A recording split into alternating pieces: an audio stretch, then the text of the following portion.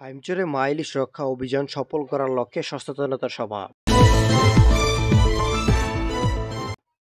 2024-25 অর্থবছরে ইলিশ সম্পদ উন্নয়ন ও প্রকল্প ব্যবস্থাপনা একম সংশোধিত শীর্ষক প্রকল্পের আওতায় মা ইলিশ রক্ষা অভিযান 2024 সুষ্ঠুভাবে বাস্তবায়নের লক্ষ্যে চাঁদপুরের হাইমচর উপজেলার গাজীপুর ইউনিয়নের মৎস্যজীবীদের মাঝে সচেতনতা সভা অনুষ্ঠিত হয়েছে।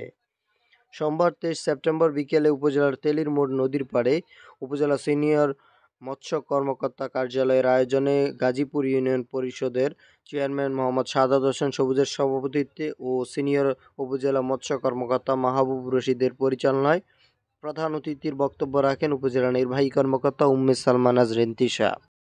20 লাখ আরো ইলিশ মাছের জন্মটাকে আমরা সহজ করে দিব, মানে নদীতে আরো 18 থেকে 20 লাখ ইলিশ মাছ বেড়ে যাবে।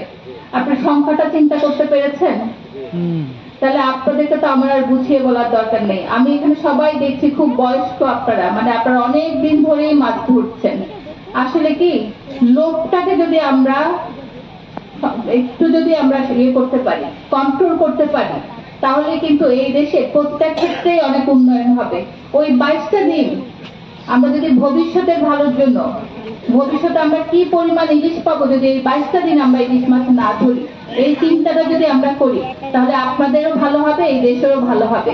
বিশেষ অতিথির বক্তব্য রাখেন নীলকমল নৌপুলিশ পাড়ি ইনচার্জ মোহাম্মদ মুনহাফ, মৎস্যজীবী সমিতির জেলে প্রতিনিধি হুমায়ুন কবির বাবুল পেদা, মুক্তার আহমেদ দর্জি।